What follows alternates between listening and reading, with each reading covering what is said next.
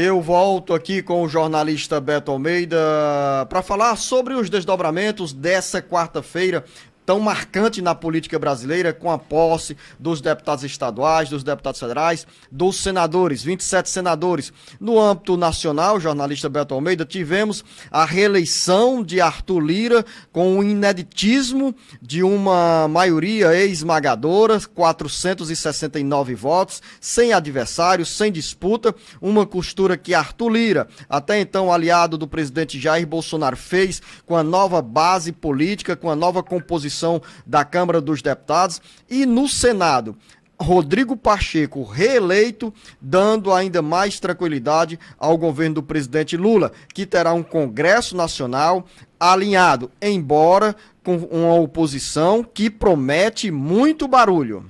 Exatamente, Luciano. Olha só a situação.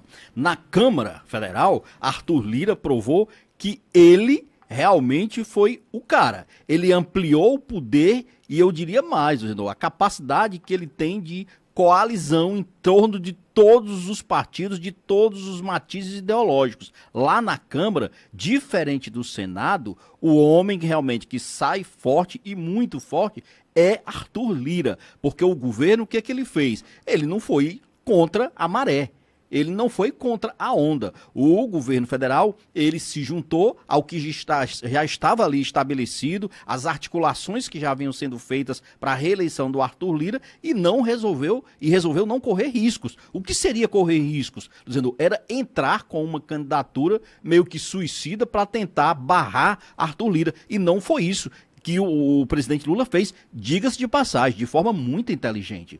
É uma atitude inteligente dele de exatamente tentar atrair o maior número possível de aliados, inclusive de partidos do Centrão, sim, por que não? Porque ele precisa de governabilidade. Já no Senado a situação foi muito diferente. Lá, mesmo com a vitória do Rodrigo Pacheco, a dificuldade lá do Pacheco, ele não deve essa eleição a ele. A eleição do Rodrigo Pacheco, esta eleição ele deve ao governo, ele deve ao presidente Lula e à articulação de todos os ministros que entraram a campo, porque o governo mostrou que a caneta tem força, tem tinta, e foi feita promessa, distribuição de cargos federais no segundo escalão, mostrou claramente o peso que isso tem. Então valeu pro Pacheco se tornar então o seu segundo mandato garantido. Só que tem um detalhe, senhor, mostrou que a oposição no Senado continua forte. Foram 32 votos dados para o Rogério Marinho. Parece-me, Beto, que esse resultado, 49 votos favoráveis a Rodrigo Pacheco, aliado do Palácio do Planalto,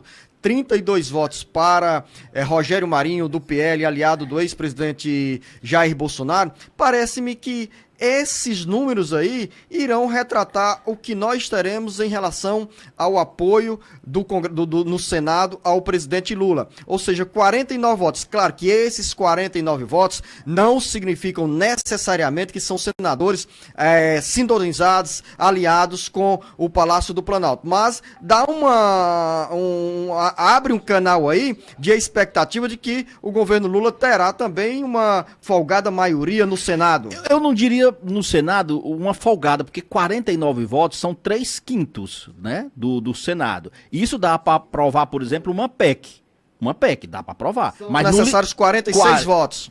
Dá para aprovar uma PEC, mas é no limite. O que significa dizer o seguinte, mas você disse uma coisa, isso não quer dizer exatamente que esses votos conseguidos, 49, eles sejam ali fixos. Exato. Algo vai mudando e principalmente os parlamentares, os senadores, vão também alterando esse entendimento. Agora, o que se coloca claro aqui é o seguinte, Luciano, é que o governo vai ainda ter que negociar, mas negociar muito. Porque, por exemplo, as pautas econômicas agora vão entrar no radar, tanto da Câmara quanto do Senado. Aí você diz, por que pauta econômica? Porque, Luciano, são esses assuntos que vão mobilizar agora as duas casas. Por exemplo, Luciano, como é que a gente vai ficar em relação à questão do ajuste fiscal necessário? Como é que fica?